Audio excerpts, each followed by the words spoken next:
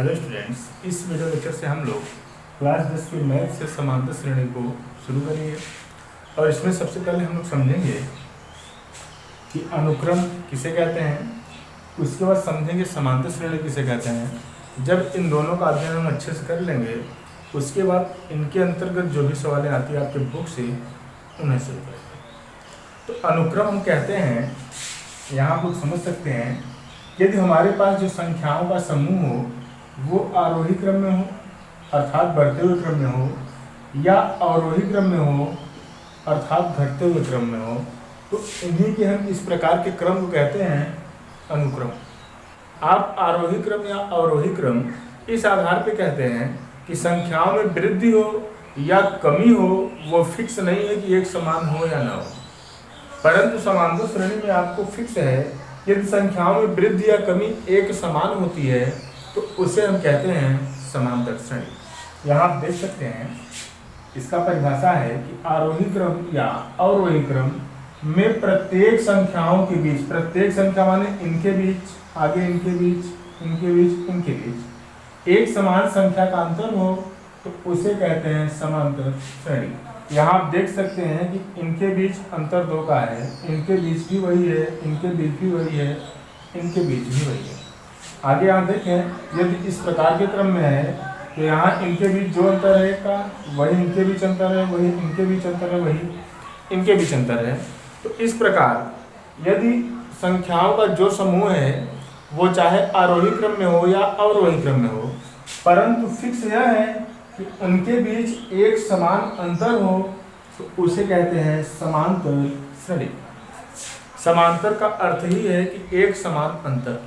अब हम लोग समझ रहे हैं समांतर श्रेणी के सूत्र को, जिसमें पहला पद हम लिए हैं व्यापक पद। जैसे इसके पहले आप लोग समझे कि समांतर श्रेणी का जो एग्जाम्पल था उसे हम एक निर्धारित संख्या से बनाए थे, परंतु यदि उसी एग्जाम्पल को किसी निर्धारित व्यंजक से आप बनाते हैं तो उस श्रेणी को कहा जाता है व्यापक पद।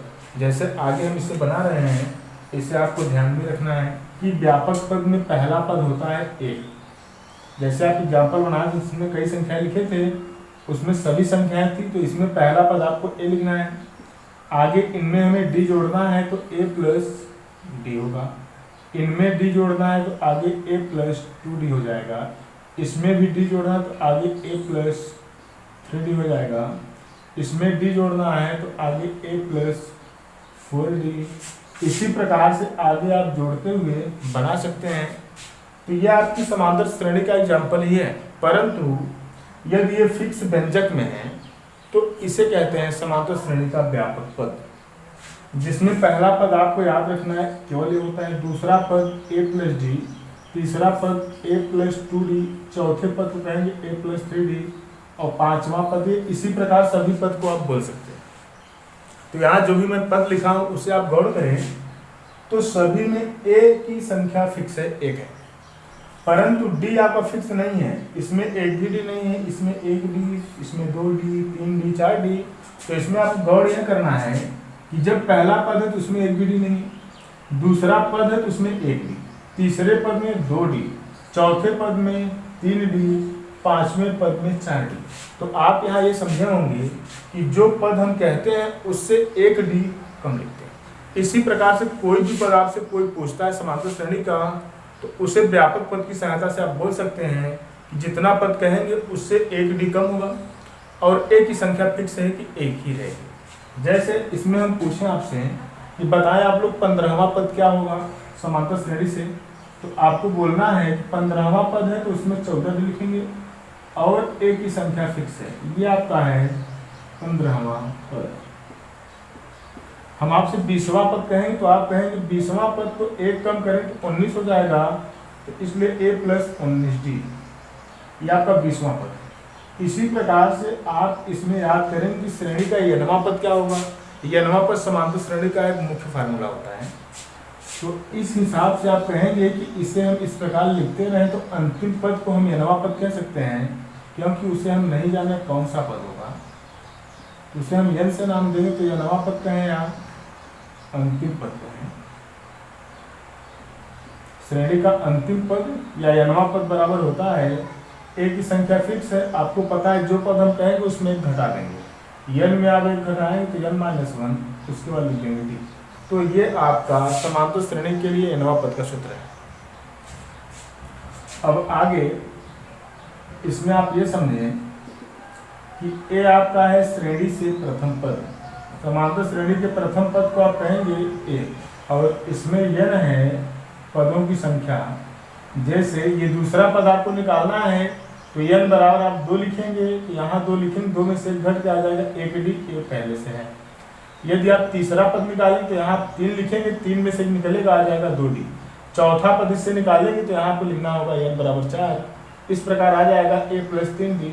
तो nवां पद से आप व्यापक पद का कोई भी पद निकाल सकते हैं।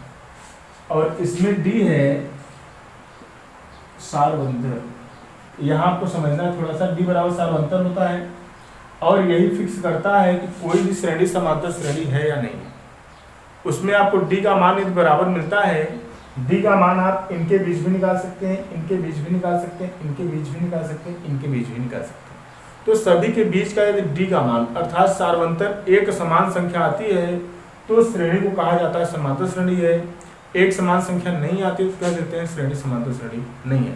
यहाँ से आपको यह समझ में आया कि यदि इनके बीच d का मान समान होता है तो हम कहीं से d का मान निकाल सकते हैं। इसलिए आपको सूत्र याद करना है, ये पहला d जिसमें दूसरा पद माइनस पहला पद करना होगा। तो d का मान आप याद रखें कि सार्वंतर निकालने के लिए हम ये सूत्र प्रयोग करेंगे। परंतु यदि सभी के बीच सार्वंतर निकालना है तो आप यहाँ की d को d1 कहेंगे, तो वहां लिखेंगे d1 बराबर दूसरा पद माइनस पहला पद, और यहाँ का d निकालना है तो आप लिखेंगे d2, d मतलब सार्वंतर, तो यहाँ लिखेंगे तीसरा पद माइनस दूसरा पद।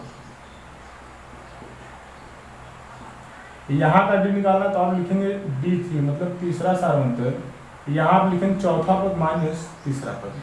तो यहाँ से आपको सीख मिल गया होगा कि d का मान किस तरीके से निकाला जाता है। यदि किसी श्रेणी को हमें बताना है कि वह श्रेणी समांतर है या नहीं है तो उनके बीच जितना d निकल सकता है सभी को हम निकाल लेंगे। उसके बाद देखेंगे सभी में एक समान संख्या है कि नहीं है। यदि सभी में एक समान संख्या मिलती है तो उसे हम कह देंगे यह श्रेणी समांतर है, अन्यथा नहीं। इस प्रकार से यहाँ तक आपको समझ में आएगा कि श्रेणी का व्यापक पद क्या होता है, उसके हिसाब से nवां पद क्या होता है, इसमें a n और d क्या है, d का सूत्र क्या होता है। अब हम लोग शुरू करेंगे बुक से सवालों को, और इसमें जो भी अभी और सूत्र बचे हैं 2 या 3 उन्हें हम सवालों के साथ आगे तक जाएंगे। अब हम लोग शुरू कर रहे हैं बुक से सवालों को, जिसमें पहला क्वेश्चन है निम्नलिखित में से प्रत्येक समांतर श्रेणी के लिए प्रथम पद आप समझ चुके हैं मतलब a, और सार्वंतर का मतलब है d, लिखें मतलब ज्ञात करें। तो इसमें कुल मिला के इस प्रश्न में 4 ऑप्शन में मैं 3 ऑप्शनों को लिखा हूँ। जिस प्रकार से हम इन ऑप्शनों को हल करेंगे उसी प्रकार से आपको इसके चौथे ऑप्शन में भी हल करना है। तो इसमें आपको ज्ञात करना है प्रथम पद और सार्वंतर। तो प्रथम पद का सिंबल होता है a, इससे पहले जान चुके हैं, और श्रेणी के पहले पद को कहते हैं प्रथम पद। और इसमें सार्वंतर भी बताना है तो आपको पता है कि ये श्रेणी समांतर श्रेणी है, और सार्वंतर बताना है, सार्वंतर का सिंबल d होता है। d बराबर हम सूत्र बताए हैं, इसे पहला पद कहेंगे, इसे दूसरा पद कहेंगे, इसे तीसरा पद कहेंगे, इसे चौथा पद कहेंगे। तो सार्वंतर का हम सूत्र बताए हैं। यदि श्रेणी समांतर श्रेणी है तब उसमें हमें सार्वंतर ज्ञात करना है। तो यहाँ हम सूत्र सीधा लिखेंगे दूसरा पद माइनस पहला पद। तो दूसरा पद इसमें 1 है माइनस पहला पद इसमें 3 है। तो इसमें कुल मिला के 3 में से घटाएंगे 2 आएगा, 3 का चिन्ह माइनस -2 आएगा। इस प्रकार से इस श्रेणी का प्रथम पद और सार्वंतर ज्ञात करें। इसमें भी आपको निकालना है, तुम्हें प्रथम पद का सिंबल a जानते हैं, a बराबर जो पहला पद होता है उसे कहते हैं प्रथम पद, और सार्वंतर का सिंबल d होता है। d बराबर आप लिखेंगे सूत्र दूसरा पद माइनस पहला पद। दूसरा पद आपके पास है -1 माइनस पहला पद आपके पास है -5। पहले से यहाँ माइनस है तो माइनस माइनस हो जाएगा +5। और 5 में से भी निकाल देंगे 4। इस प्रकार से आप इसे भी सॉल्व कर लेंगे। यदि इसमें ये कहा होता है कि इसे ज्ञात करें कि श्रेणी समांतर श्रेणी है कि नहीं है, तब आपको सभी डी को निकालना होता, जितने डी निकल सकते हैं। परंतु इसमें ये नहीं कहा, इसमें केवल ये कह रहा है कि ये समांतर श्रेणी है, इसमें केवल आपको डी निकालना है, तो डी आप कहीं से निकाल सकते हैं। इस प्रकार से हम पहला डी निकाल के बोल दे रहे हैं इसका आंसर। आगे आपको इसमें भी प्रथम पद और डी का मान निकालना है, इसके बाद चौथे ऑप्शन में भी प्रथम पद और डी का मान निकालना है। अब हम लोग समझ रहे हैं उसका नेक्स्ट क्वेश्चन, क्वेश्चन नंबर 2। निम्नलिखित में से कहने का मतलब है कि इसमें जितने ऑप्शन हैं सभी में कौन कौन समांतर श्रेणी है। तो ये आप जान चुके हैं कि किसी श्रेणी को हमें जांच करना है कि ये समांतर श्रेणी है कि नहीं है, तो उसमें जितना डी का मान निकल सकता है हम सभी को निकाल लेते हैं। यदि समांतर श्रेणी है तो सार्वंतर ज्ञात करो। डी का मान आपको बताना है यदि समांतर श्रेणी है तो, और इनके 3 और पद को लिखना है, मतलब उसमें जितने पद रहेंगे उसके आगे के 3 और पदों को लिखना है, और उसी में लिखना है जो श्रेणी आपको समांतर श्रेणी मिलती है। जो श्रेणी समांतर श्रेणी नहीं मिलेगी जांच करने पर, उसे आपको वहीं रोक देना है। तो हम शुरू कर रहे हैं इसके पहले ऑप्शन को। तो जो भी ऑप्शन लेंगे उसमें आपको मान लेना है कि माना इसमें श्रेणी है 2, 4, 8, 16, फिर डॉट लें। हमें इसमें जांच करना है कि यह श्रेणी समांतर श्रेणी है कि नहीं है, तो हम इनके बीच देख रहे हैं जितना डी निकल सकता है सभी को निकाल लेंगे। तो यहाँ आपको 1 डी मिल जाएगा, 1 डी यहाँ मिल जाएगा, 1 डी यहाँ मिल जाएगा, तो कुल मिला के इसमें 3 डी मिल जाएंगे। उससे आप सबसे पहले निकाल लेंगे। तो यहाँ पहले पद भी नाम दे दें कि ये पहला पद है, ये दूसरा पद है, ये तीसरा पद है, ये चौथा पद है। तो इसमें हम सबसे पहले सभी सार्वंतर को निकाल लेंगे। सार्वंतर का सिंबल होता है डी। तो पहला निकालेंगे, दूसरे लिखेंगे D1, और D1 बराबर होगा दूसरा पद माइनस पहला पद। यहाँ हम लिख दे रहे हैं दूसरा पद माइनस पहला पद। तो दूसरा पद आपका 4 है, माइनस पहला पद 2 है, और यहाँ आ गया D1 का मान 2। अब D2 मतलब दूसरा सार्वंतर निकालेंगे, तो दूसरा सार्वंतर आपका यहाँ निकलेगा, वो तीसरा पद माइनस दूसरे पद से। यहाँ आप लिख दें तीसरा पद माइनस दूसरा पद। तीसरा पद 8 है, माइनस दूसरा पद 4 है, और यहाँ आ गया 4।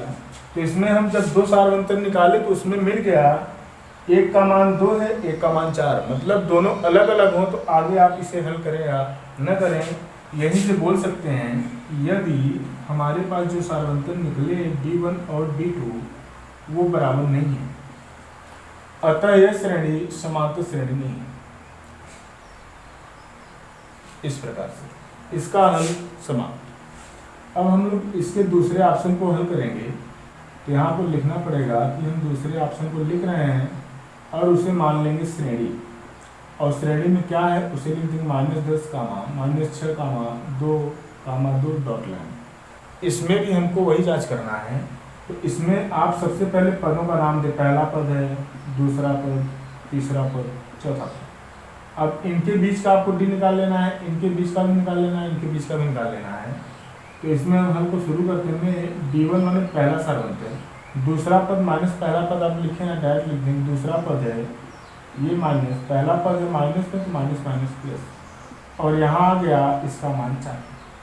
D2 का मतलब है दूसरा सार्वंतर। दूसरा सार्वंतर यहाँ से निकालें तो वो होगा तीसरा पद माइनस दूसरा पद। तीसरा पद है -2 माइनस दूसरा पद है -6, तो माइनस माइनस प्लस। तो यहाँ भी आपके पास ये हल करने को मिल जाएगा 4। अभी दोनों समान मिले हैं तो आगे और हम निकाल लेंगे। यहाँ एक और सार्वंतर निकलेगा तो वो होगा तीसरा, वो होगा चौथा पद माइनस तीसरा पद। तो इससे आप लिखें या डायरेक्ट उसके मान को लिख सकते हैं। इस प्रकार से हम लिख रहे हैं। तो चौथा पद 2 है, माइनस तीसरा पद माइनस है, तो माइनस माइनस प्लस। इस प्रकार से यहाँ गया 4। तो यहाँ जितना भी सार्वंतर संभव था उसे हम निकाल लिए, और सभी का मान सेम संख्या है। यदि सभी का मान समान है, यदि D1 बराबर D2 बराबर D3 है, अतः जो श्रेणी है वो समांतर श्रेणी है। अतः दूसरा ऑप्शन इसका समांतर श्रेणी है। अब समांतर श्रेणी है पा गए, तो इसमें आपको निकालना है सार्वंतर तो सार्वंतर तो यही होगा, कोई एक कह दें कि हम लिख दे रहे हैं अतः सार्वंतर का सिंबल केवल डी होता है, डी बराबर आपको मिला 4। और इनके 3 और पद को लिखना है, मतलब इनके आगे 3 और पदों को लिखना है। तो आप देखिए कि इसमें कितना पद पहले से है। तो यहाँ पर पहला पद, दूसरा पद, तीसरा पद, चौथा पद, 4 पद तक है। इसके आगे का 3 पद होगा, 5वां पद, 6वां पद और 7वां पद। तो यहाँ हम लिख रहे हैं तथा 3 और पद होगा, 5वां पद कामा 6वां पद कामा 7वां पद। ये आपको समझ में आ रहा है। 5वां पद का सिंबल होता है a + 4d।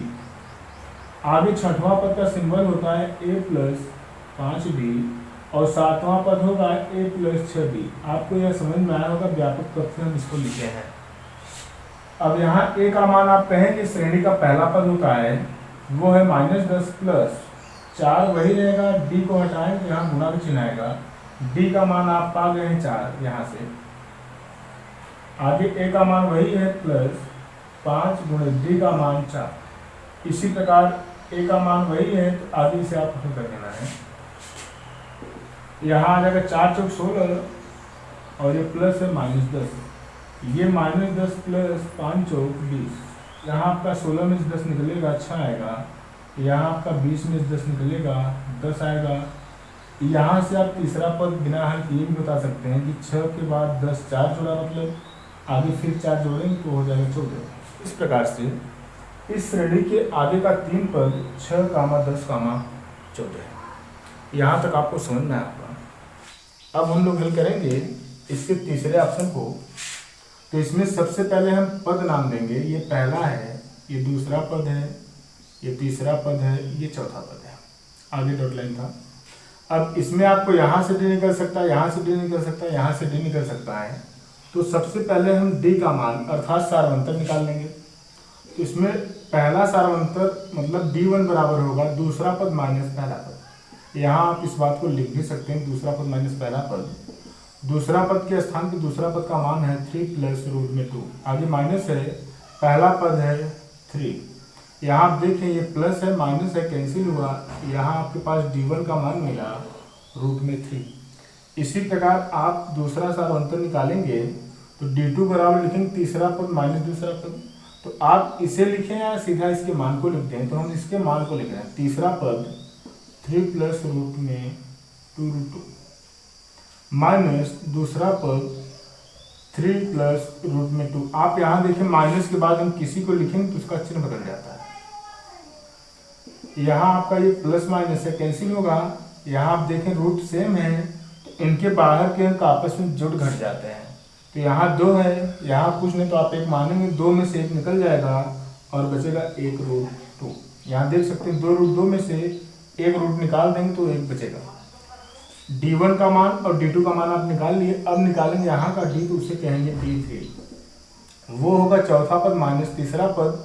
चौथा पद का मान है 3 + 3√2 माइनस तीसरा पद है, आपको पता है माइनस के बाद इन्हें लिखेंगे तो इनका चिन्ह बदल के लिखेंगे। दोनों प्लस हैं, दोनों माइनस हो जाएंगे, तो 3 - 2√2। यहाँ से आप देखें 3 प्लस माइनस से कैंसिल होगा। यहाँ आप देखें कि 3√2 में से 2√2 निकालेंगे तो यहाँ बचेगा √2। तो इस प्रकार से तीसरा सार्वंतर भी वही मिला।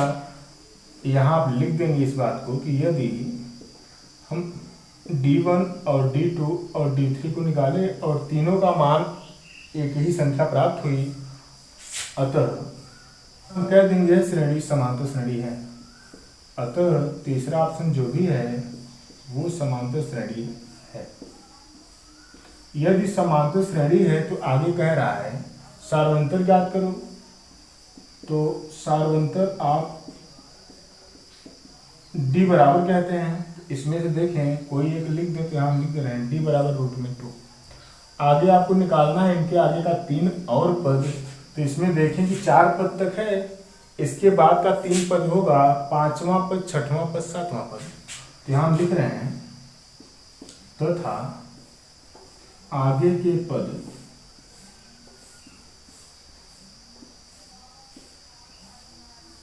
मतलब 5वां पद कामा 6वां पद कामा 7वां पद। 5वें पद को आप लिखेंगे व्यापक पद से a प्लस 4d, इसे लिखेंगे a प्लस 5d और इसे लिखेंगे a प्लस 6d। अब यहाँ पर आपका इसमें देखें a का मान श्रेणी का पहला पद होता है, प्लस 4 वही है, d का मान आपके पास प्राप्त हुआ है वो है √2। a का मान वही है, प्लस 5 वही रहेगा, इंटू d का मान √2, a का मान वही है, प्लस 6 वही रहेगा, d का मान √2। इस प्रकार से आगे आप देखें तो यहाँ प्राप्त हुआ 3 प्लस 4√2, 3 प्लस 5√2, 3 प्लस 6√2। इस प्रकार से यहाँ तक आपको समझ में आया होगा कि इस श्रेणी के आगे का 3 पद ये है। इस चैप्टर का शेष क्वेश्चन हमारे नेक्स्ट वीडियो में होगा। यदि यहाँ तक का वीडियो आपको पसंद आया हो तो इस वीडियो को लाइक करें, सब्सक्राइब करें और दोस्तों के साथ शेयर करें। Thanks for watching.